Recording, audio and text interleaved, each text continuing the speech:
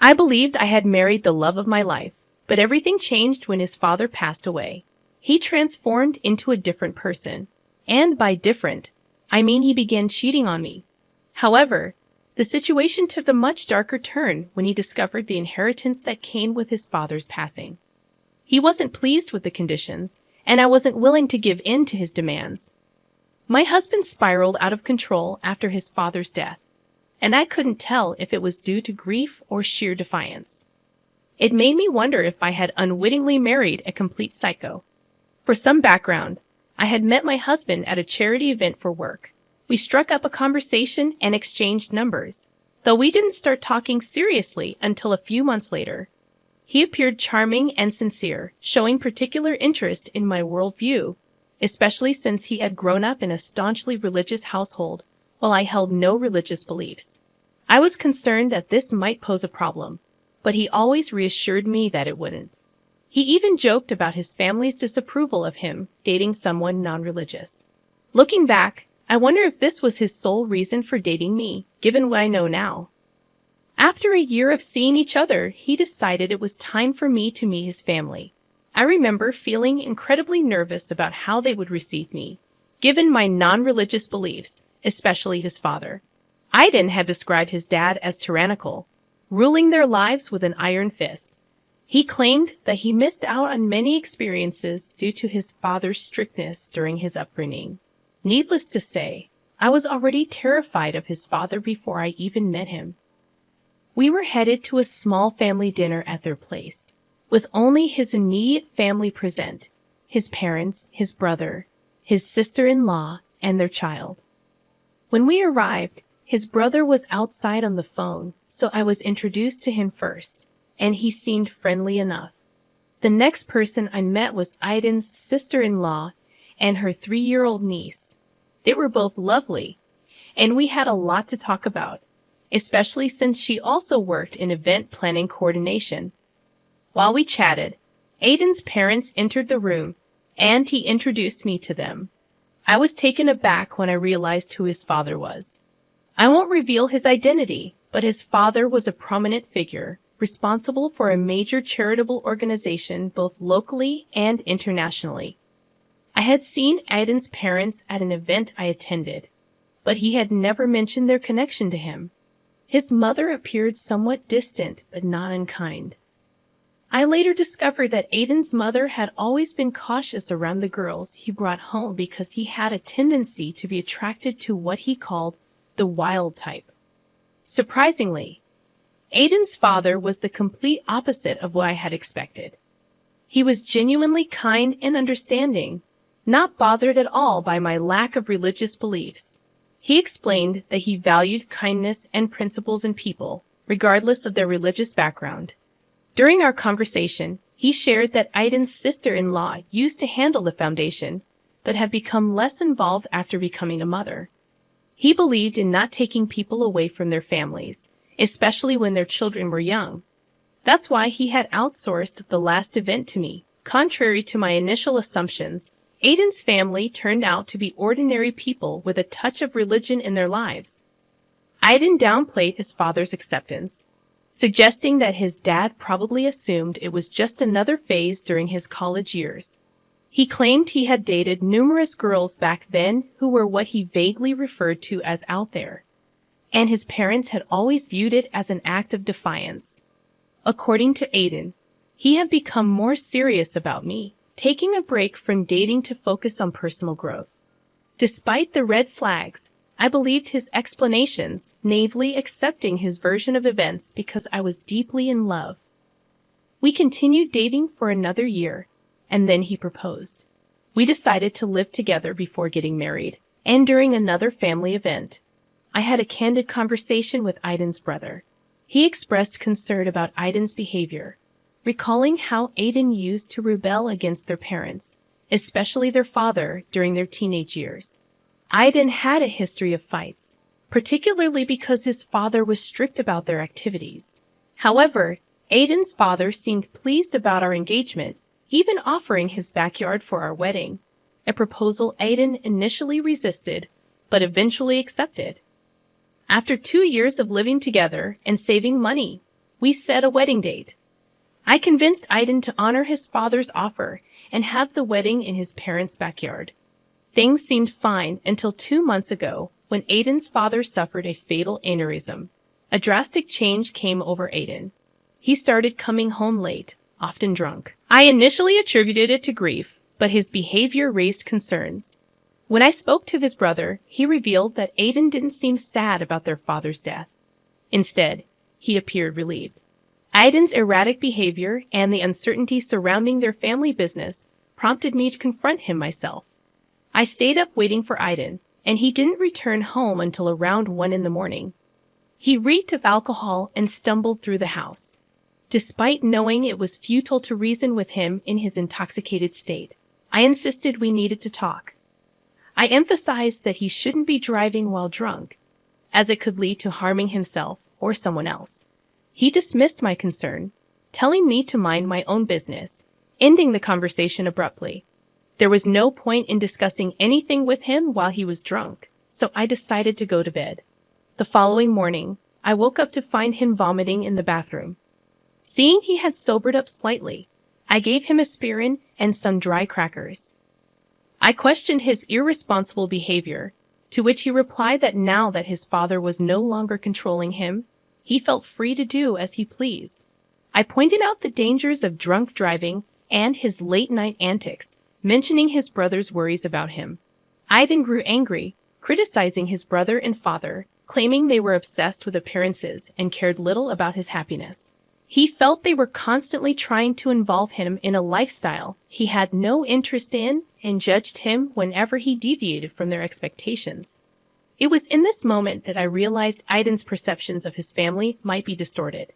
While I understood he might carry some residual trauma from his sheltered childhood, it seemed as though he sought to provoke his father and make his family miserable as a form of retaliation. However, his attempts only resulted in his own misery, as they didn't take the bait. Despite my non-religious beliefs, Aiden's family had always been warm and accepting, never imposing their faith or lifestyle on me. His father even invited me to church once, emphasizing there was no pressure for me to attend. Perhaps I had only seen the best side of Aiden's father. I couldn't be certain of what he was like when Aiden was younger. Regardless, it was evident that Aiden needed to mature and move past his grievances to find his own path in life. I confronted him directly, asking if his unhappiness extended to our marriage. He admitted he wasn't happy. I was left speechless, so I got up and left. Currently, I'm writing this from my mother's place, where I've been staying for the past week. Aiden hasn't reached out. And even his brother mentioned he wasn't talking to him either. I'm at a loss about what to do. While this situation undoubtedly warrants considering a divorce, I'm hesitant to make a rash decision. I wonder if his behavior might be a coping mechanism for dealing with his father's death. I'm considering giving him some time to cool off and then suggesting counseling. Top comments from the original post. Comment 1. I empathize with you, OP. Your husband's behavior seems problematic, and while I don't advocate for immediately resorting to divorce in every marital issue, given his consistent suspicious behavior, it might be worth considering, especially considering his recent actions. I find it puzzling why he chose this moment, after his father's death, to act this way. Wouldn't it have more impact if his dad were still alive? Unless his intentions are something other than tarnishing the family name, his reasoning just doesn't make sense to me. Regardless, I think it's crucial to assess your relationship after this incident. Addressing these issues now can prevent future problems. I hope counseling proves helpful. Best of luck. Comment 2. OP, it appears your husband might be grappling with religious trauma from his childhood, as you suggested. If your father-in-law was different when Aiden was a child, there might be deep-seated issues at play. I've seen cases where strict evangelicals resort to harsh disciplinary methods to keep their kids in line. Some churches even pressure members to remain in unhappy marriages, fearing divorce. Aiden's fixation on his father's opinion indicates underlying issues that need exploration. While therapy is a step in the right direction, it might not be enough. Individual therapy sessions for your husband that help him work through his childhood trauma. Just because his family is pleasant around you doesn't necessarily mean they're genuinely nice. It might simply be a facade tailored for your benefit. Update number 1. I'm struggling to find the right words for this update. I feel utterly numb. I'm still at my mother's place, but I did return home briefly after about 2 weeks away. I attempted to reach out to Aiden through calls and texts, but he refused to respond. Then, I received a call from his sister-in-law, asking to meet for lunch. When we met, her husband was with her at a local coffee shop. She inquired about how I was doing and about the situation with Aiden. I didn't hold back. I shared the truth about his late nights, excessive drinking, and overall irresponsible behavior. I explained that I had been staying at my mother's to give him space before suggesting couples therapy. Unfortunately, he hadn't been answering my calls. During our conversation, my brother-in-law dropped a bombshell. Aiden had been using the foundation's funds to indulge in expensive hotel rooms and escorts.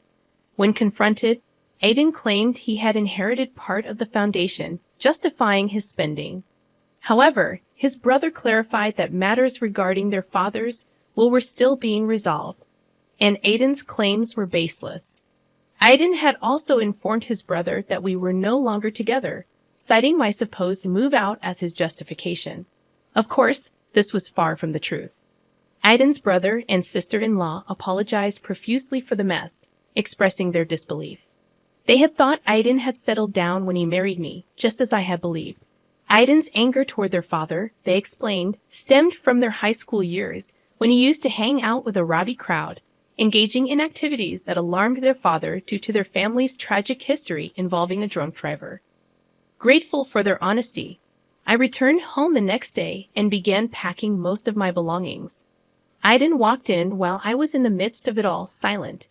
He handed me an envelope containing divorce papers. He revealed that he was aware his siblings had told me everything and felt no remorse. He claimed the only reason he hadn't divorced sooner was to ensure he wouldn't be written out of his father's will. With his father gone, he asserted his newfound freedom. He offered me the house and informed me that movers would collect his belongings the next day. He planned to upgrade to something bigger and better with his inheritance share. I was so shocked that I couldn't utter a word. I continued packing silently, wanting to be away from him. Once I had loaded my belongings into my car, I drove back to my parents' place. I showed them the divorce papers and retreated to my room, where I broke down in tears. I couldn't comprehend the cruel turn my life had taken. Despite my unwavering commitment, he discarded our marriage as if it meant nothing. Tomorrow, I have an appointment scheduled with a divorce attorney. I don't intend to fight this. If he wants to leave, that's fine with me. Here's the second update for you all. And things have taken quite an interesting turn. I had my meeting with my lawyer, who ensured I understood the terms outlined in the settlement. I would keep the house, and we would each retain our own assets, including wedding rings and gifts. Since we didn't have a joint bank account, there were no financial complications to resolve. Honestly, I might end up selling the house. There are no good memories associated with it anymore. Since then, I've been trying to move past this situation. I'm still staying at my parents' place for now. They seem happy to have me around, or maybe they're just trying to cheer me up. I plan to leave after selling the house and find something smaller. Now, here's the intriguing part. Out of nowhere, I received a call from Aiden's brother.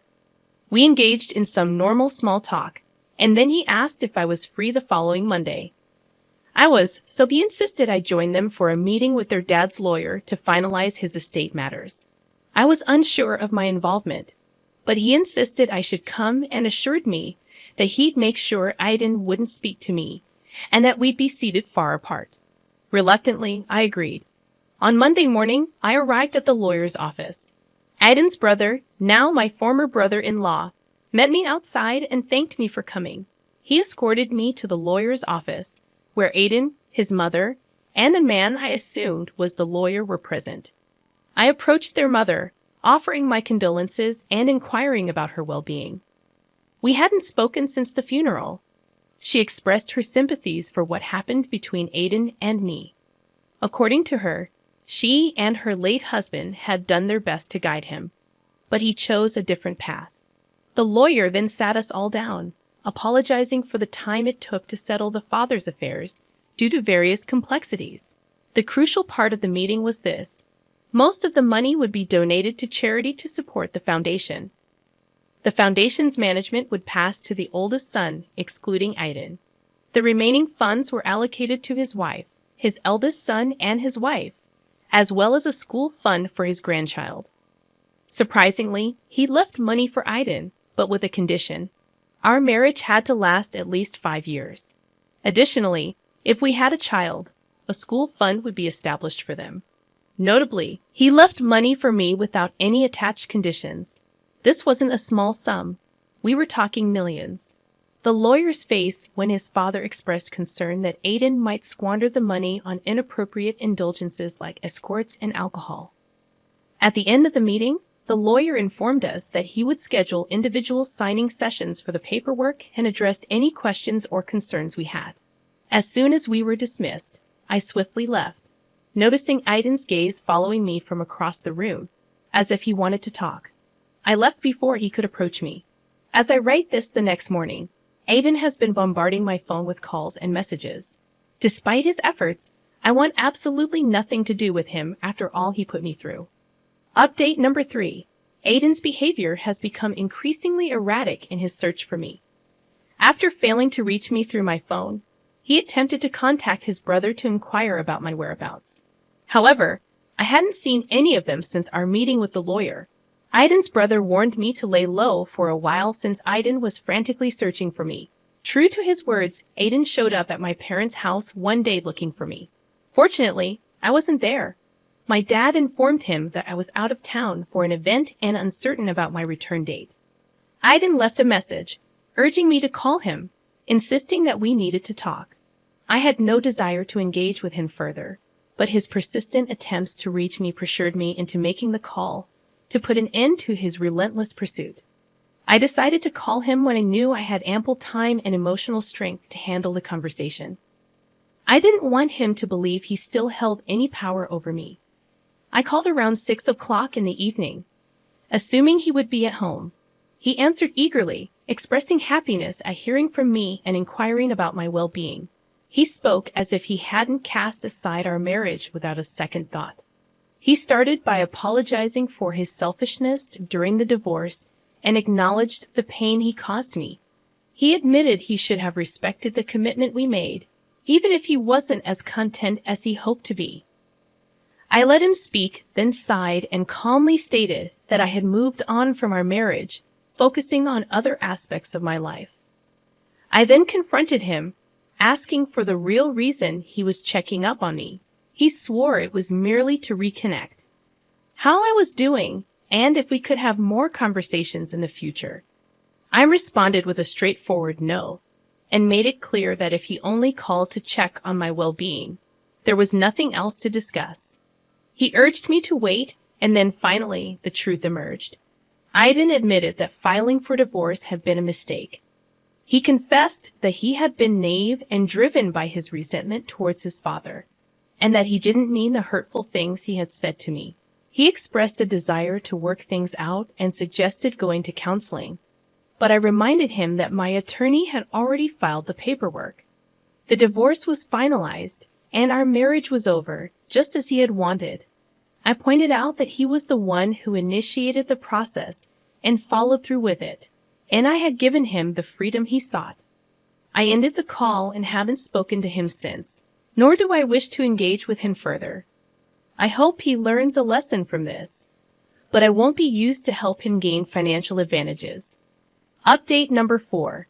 It's been a while since my last update, as I've been busy with various life events.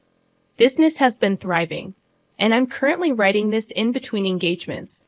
First, I had a meeting with my lawyer to sign the divorce paperwork. I had the option to choose between receiving a lump sum of money or monthly payments, and I opted for the monthly payments. I also found a home that I like and am awaiting the bank's decision.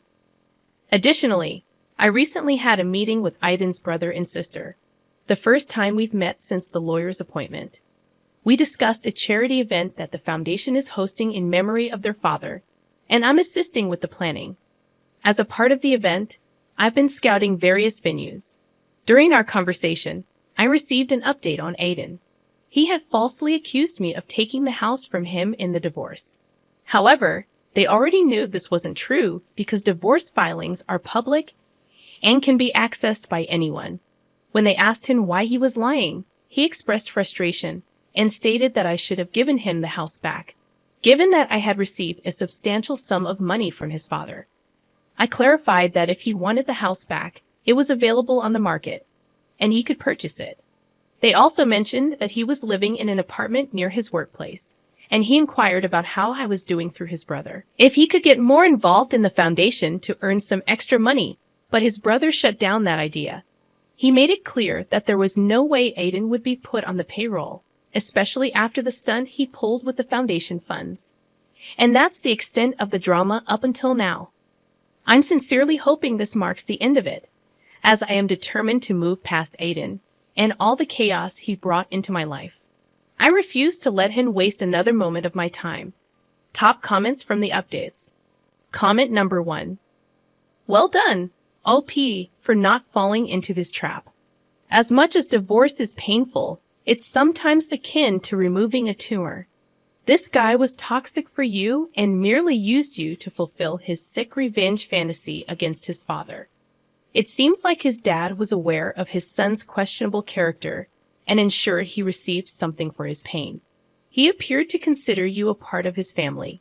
Kudos to your brother-in-law for supporting you. Many men stay silent when their friends and family members behave atrociously. I'm relieved he's not one of them.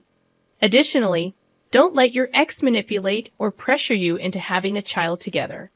He'll likely continue bothering you. So don't give in, OP. Comment number 2. I somewhat agree with your ex, OP.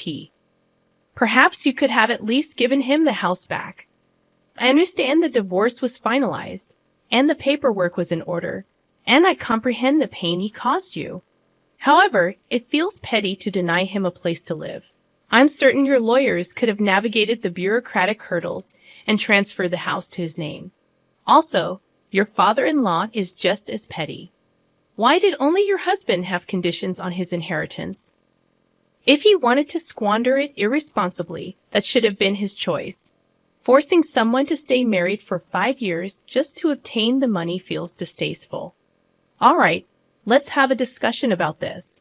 I'm curious about your thoughts, especially concerning the last comment. This specific comment stirred up quite a reaction in the original post. Almost everyone disagreed with the commenter.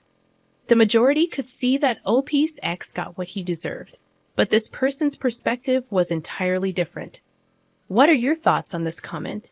Feel free to share your opinions down below in the comments section. If you're new to the channel, welcome. Thank you for joining me today. My name is Mr. Reddit, and I narrate stories daily. Don't forget to hit that subscribe button if you'd like to support the channel. And if you enjoyed the video, give it a thumbs up. I'll be back tomorrow. Remember, kindness is always cool. Peace.